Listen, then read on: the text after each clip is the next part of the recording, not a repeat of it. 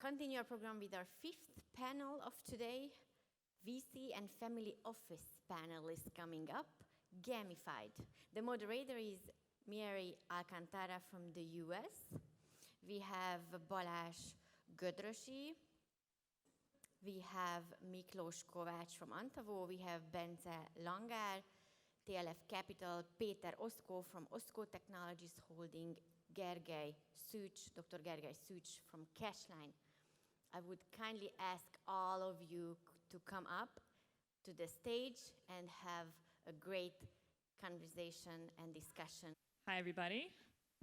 My name is Mary Alcantara. I'm an investment partner with Interactive Venture Partners. We're a new fund that just launched this year. We invest into early stage Hungarian startups, and I'm excited to be here with you all on this drizzly day. We have a pretty full panel and covering a lot of experience both across stages and industries, and we're going to dive right in. So I'd like to introduce all of the panelists here. I didn't get a bio from everybody, but I'll give you a chance to add to whatever I have for you. So we'll start with Balázs Gödrösi, we just spoke, from GFS, Global Financial Solutions Family Office. Welcome, Balázs. Thank you for being here. Miklós Kovács from Antavo, CFO, COO at Antavo, the B2B SaaS marketing technology scale-up. That's raised 15 million euros to date. Previously, Miklós was a partner at the US-based venture capital firm iEurope and has 10 plus years experience in investing in technology companies in the region. So experience on the operator and investing side. Welcome, Miklós. Gergely Szűcs, Director of Cashline Investments, Family Office. Cashline's investment activity is twofold. Main focus is private equity investments in Hungary with an emphasis on green energy and agriculture. Aside from Cashline, he has an active startup portfolio and is mainly looking for CE startups in the medtech field. So welcome, Gergely. Bence Langár, co-owner and CEO of TLF Capital, which is the family office investment arm of the Langár family asset managed portfolio. TLF Capital invests in business services, FMCG, and healthcare sectors with a primary focus on the food industry. And you have over 15 companies to date. Okay, welcome, Bence. And we have Péter Oszkó, who I think probably needs no introduction here, but has several different investment vehicles and lots of experience in the investment space. So welcome, Péter. Okay, I have a few questions prepared. We're also happy to take questions from the audience. This is the only panel today that's focused specifically on VC and family office style investing. So we can talk about that. But I thought to kick it off, the topic overall of today is ecosystem. And a lot of us have worn different hats aside from being investors. So I'm curious, how has that shaped your experience as an investor? And do you feel like good investors should have experience operating or doing other things as well before or while even they're investing, as some of you do? Or can you be a good investor without this? And how has your experience doing different things contributed to your success as an investor? Whoever would like to start. Or I can just call on people like in kindergarten. Miklós. Yeah. I think it's useful. So the two different kind of stakeholders, each other, like investors, operators. I have some background in both. Anta was not a family office, nor it's a VC firm. It's a B2B scale up, as you described. But your iEurope experience was both. Yes. What struck me first, being on the operator side, I mean many things, but one of the key areas is how fundamentally different the decision-making process is and the pace of decision-making. So in venture investing, you're making a handful of bets over, 3-5 years. So there are a few key large decisions that you make, and then you're set and done, basically. I mean, obviously you're overseeing the portfolio companies, but the big bets are already made. So it's just a handful of large decisions. As an operator, it's many smaller decisions. They are not irreversible like in venture, because there, if you invest in a company, it's very hard to get your money back if you made a bad decision. On the scale-up side, obviously, it's much more frequent, much smaller in scale, and much more reversible. You made a bet higher, you're just firing the guy. It has some cost, but it's not that. So venture investing is a one-way door.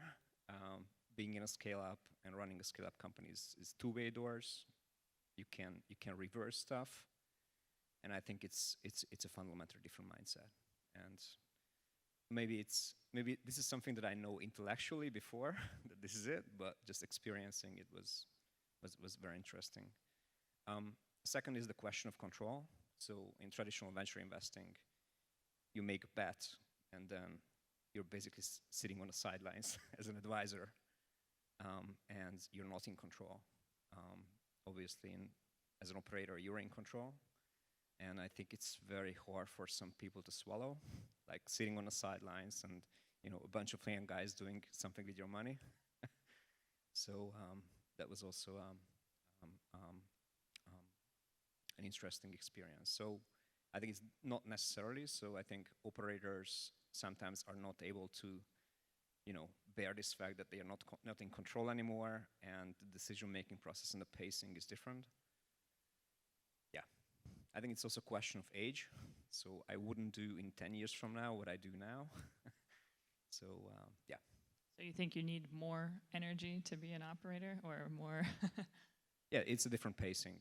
Yeah, that's for sure. Other panelists, do you agree with that or disagree? Do you feel like investors have no control? I'm happy to make some comments, and perhaps I try to be provocative in order for the others to be more active as well. So I had many experiences before I became an investor, but still I sometimes don't understand this very strict differentiation of being investor or entrepreneur. Investors are also entrepreneurs, actually. They also operate their firm. They are also responsible for many management decisions. Institutional investors are also getting funding from others, so they are responsible how they spend the money of other founders as well. So investor is not a separate animal who does not understand how a company or a firm is run. He or she is also an entrepreneur, actually. Of course, it's a different mindset of running my own firm and investing to another firm. That's really the question of control, how it is handled. But interestingly, my experience is that those investors who were previously founders or entrepreneurs, sometimes they manage that aspect much more difficult, because they are used to to exercise the control. And as an investor, they need to accept that they are outside of a company and they cannot manage the company as an investor. Otherwise, I think from outside, the nature investment, that there are different interests, and this is why there are sometimes tensions between founders and investors. But it doesn't mean that investors don't understand how to run a company or how to be an entrepreneur. They are also entrepreneurs, actually. Okay, I have experience with our client. They are ultra high net worth individuals, so they are financial investors, not venture capitals and not institutional investors.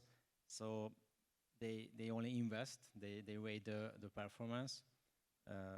Fortunately, we have a lot of performance in the past years.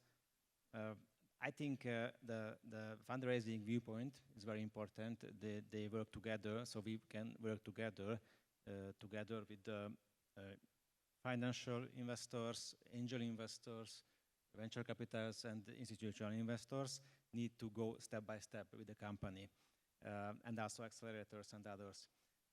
So we invest only before these big names, because our clients wait from us this situation, and the control question, and after will come the control question. So our client is not on the position, they not control the decisions of the startups and companies. Okay, this is maybe high risk for investors, but if we have a good chain, which we see in the stock exchange presentation today, we will have much opportunity or much possible to arrive the success.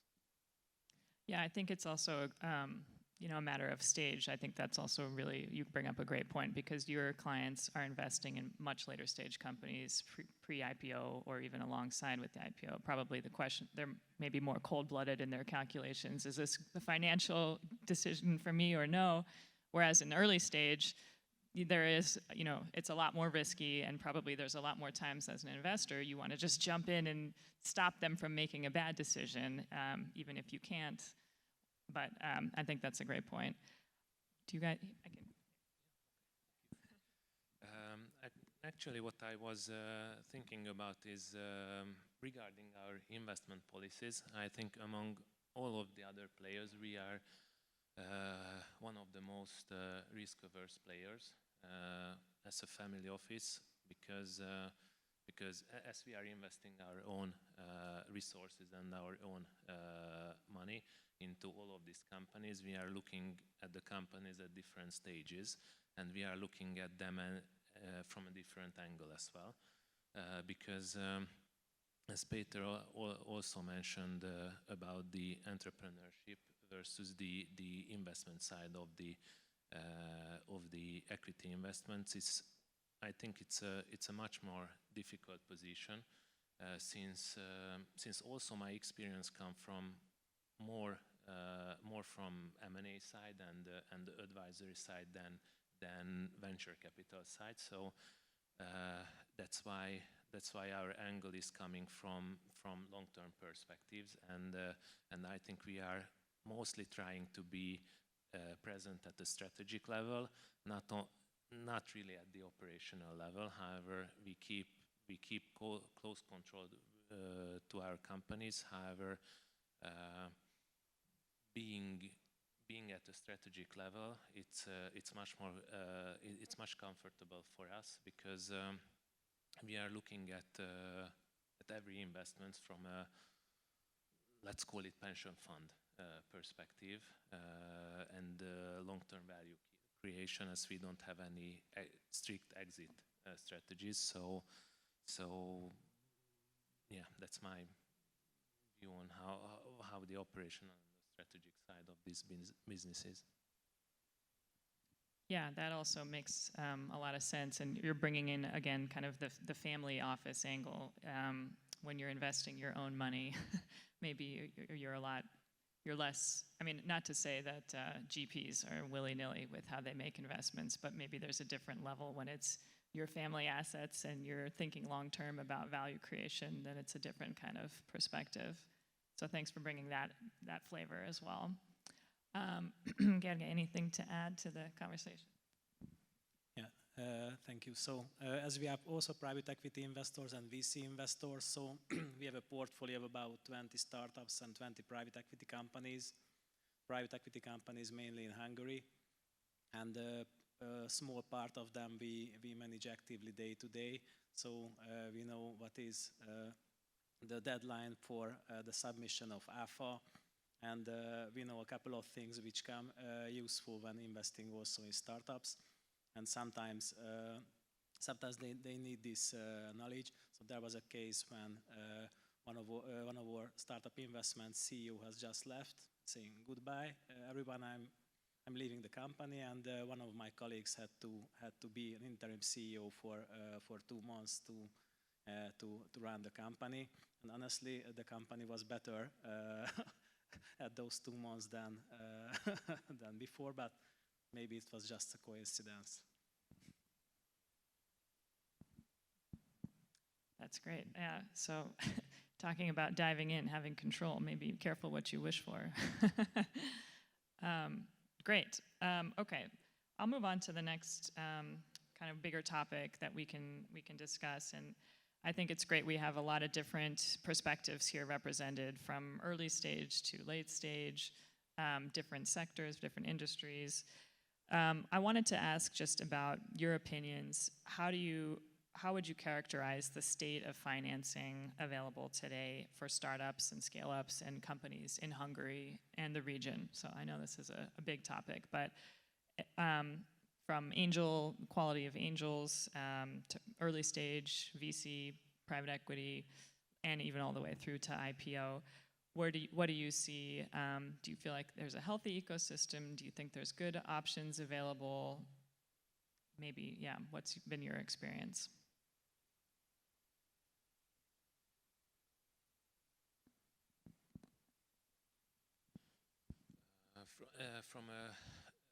I will leave the regional point of view for the others because they are more focused on CE. We are mostly operating and looking for Hungarian companies, but the whole ecosystem, actually my biggest disappointment is that it is very technology focused investments, and everybody's looking for startup investments that has all of the IT software development or any tech or IT features inside. However, as we are looking at the Hungarian market is actually an agro-industrial country, and the biggest part of the ecosystems financing or the Hungarian companies financing comes from the Hungarian SME sector. They are the biggest loan takers of the whole sector, and there are many companies that are looking for exit strategies. There is a big generational change that is happening, so that's mainly our area of focus right now, because there, from a financing point of view, I think there is a lot of financing available on the market, and you can find whatever is suitable for you, or how can you leverage up your investments. But it requires a different approach than just looking at the smaller range of IT and tech investments, and that's my, I can say, disappointment that everybody is just focusing on the IT side, and they are giving less attention to the agro-industrial side that have a lot of potential, actually, what is happening from nowadays. But it also requires a different investment approach, because you cannot make enough returns as they are investing, for example, as their return on investments, what we don't have as a restriction. So it's kind of... Yeah, that would be my one maybe challenge to that statement. Just what's the scalability of these your type of investments? They're the agro. I mean, I think the reason IT and tech is looked at, especially with venture, you need to be able to make a 10x return, or that needs to be within the. And if you're just marketing to the Hungarian market, that can be tough. Okay, others? Peter? I think there is two aspects to answer that question. One is the regional one. We need to understand that Europe is still behind the US. So the whole Western European market is also underdeveloped compared to the US in terms of VC funding or private equity funding, and the CE is much behind the Western part. Undeveloped, like in dollar or euro amount, or total funding. Total funding, yeah, much less. Yeah, in total funding, and the Central Eastern Europe is much behind the Western parties. That's the simple reason why here the biggest part of funding available to those type of investments is financed by taxpayers, actually. So taxpayers are the investors in this ecosystem, mostly currently, through public funds, of course, so through the budget. And that's still the case even during the golden ages, even during COVID period. So there not much private money came to those markets. Private investors are basically angel investors, private individuals who are investing in Central Eastern European VC markets. Typical institutional investors who are investing to the VC funds put the money outside, mostly to the US and to the Western European markets, but not to this region. So you don't see Western pension funds or insurance companies bringing their money here. This is why it's mostly the public money which substitutes that. And I don't see it, I mean, the coming years will be more difficult. So I don't see a trend which would change that in 2024, 25. And the issue is that even public funding will be more limited. It's an opportunity for the existing investors, for family offices, for angel investors who are active in that region. There will be much less competition, so that's an opportunity for them. But that will be a tough period for the entrepreneurs.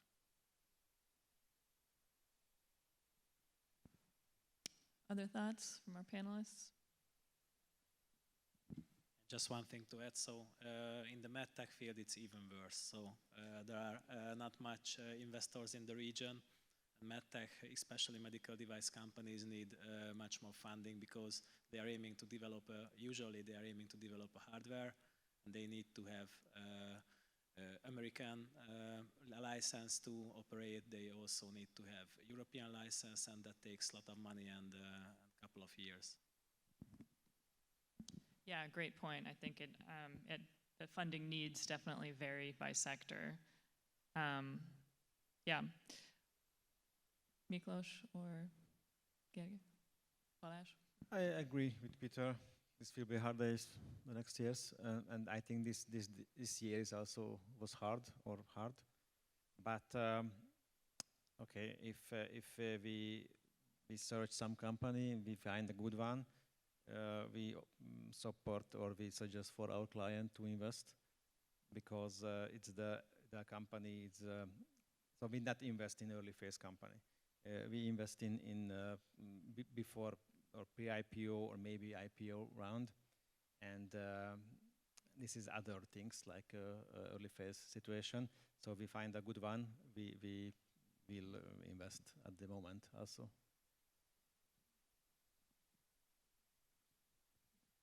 Yeah, I think it's all about the outliers. I think even in Hungary and the region, we have outliers, and we are seeing some very, very impressive rounds in the pre-seed stage or seed stage.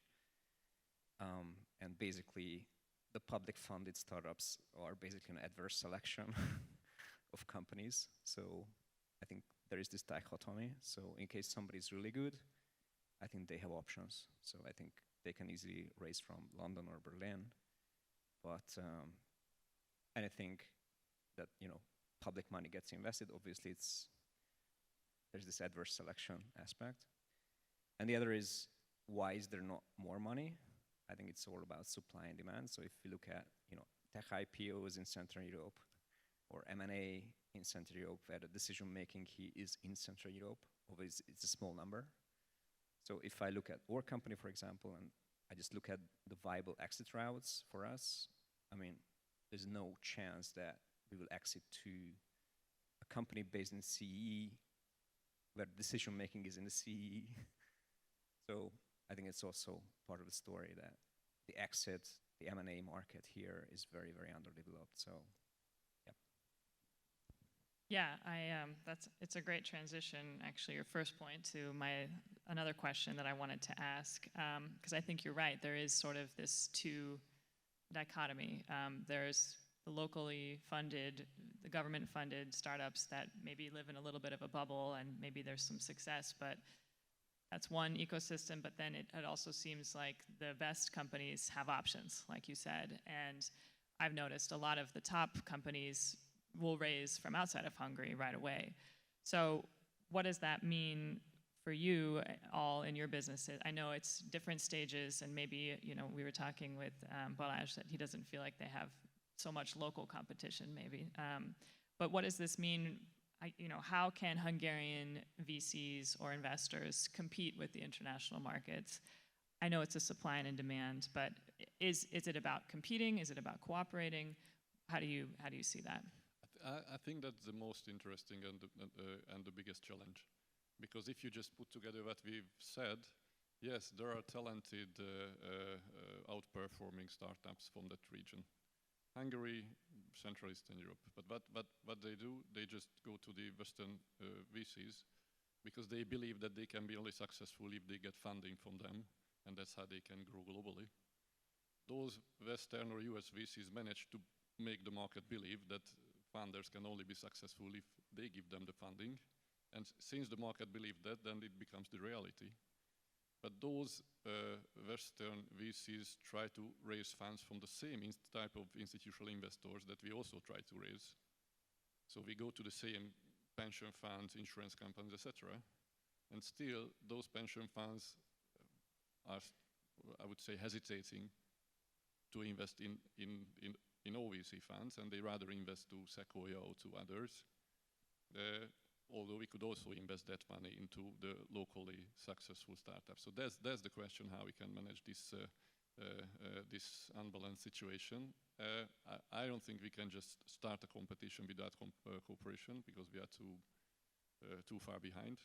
So the only way is to try to be part of the later rounds, try to show up some good exits, try to demonstrate to the institutional investors that we are also here, we are also successful in investments, and try to get more and more funding and then become a competitor. But currently, that's the only way is to cooperate, to be part of those rounds which are led by the Western investors, and build up a track record. That's what we can do. How can you do that if you're not there, though, already? I mean, that would be my strategy. Get in as early as possible, and then make sure that you can always exercise your pro rata and just stay in the company. You need to start at early stage, but you need to have enough fund to participate in later rounds as well. That's our strategy, actually. That's how we can build up our company and become a competitor later. How about you, Bence? Do you feel like you're competing with the international VCs, or not? Maybe not so much. Not so much, but that's actually not our intention to compete with them. Our strategy is to get early into the companies. I think that regarding the sectors where we are investing, I think we can bring a lot of additional value to these companies. And what we are doing is that we are really helping them to grow and achieve that kind of already growth potential, which enables them to get further rounds of financing, and also try to make them able to get to the export market, so mainly Western Europe. So we did in some of the companies, they are getting good traction here in Hungary with a little bit of potential in export markets in Western Europe, and I think it already opens a small window of opportunity for them to get funding from Western countries, because as Peter said, this is the kind of financing from their original thoughts that they want to obtain. So that's why it's hard to be competitive, but also from our side there is a capital restriction on that one. So that's how we try to measure, get in early, and bump up and participate in the early scale-up process of what they are doing, and be part of their story.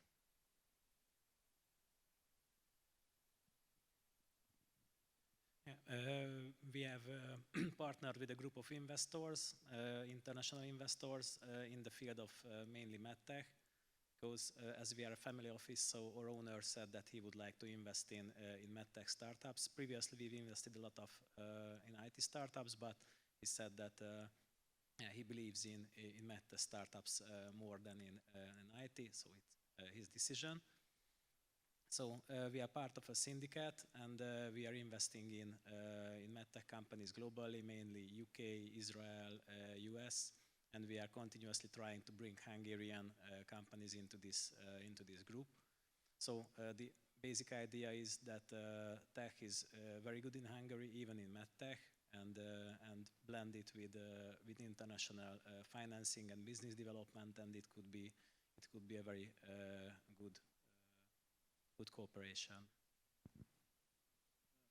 Same, my opinion. This is a question is not competition, is cooperation is much important. For example, I work with the München-based venture capital, and they have some partner in Germany or Western Europe and Eastern Europe also. For example, Hungary, Slovenia, Croatia. And we all raise capital for one company.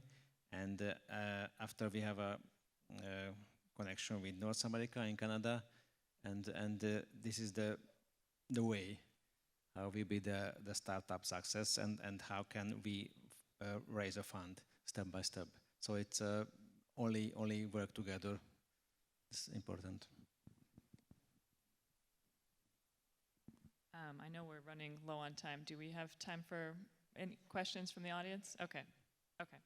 Anybody have any questions for our esteemed panelists? We have the whole fundraising spectrum here, so anybody can ask. Yes, we have a question now. Please also introduce yourself. Thank you.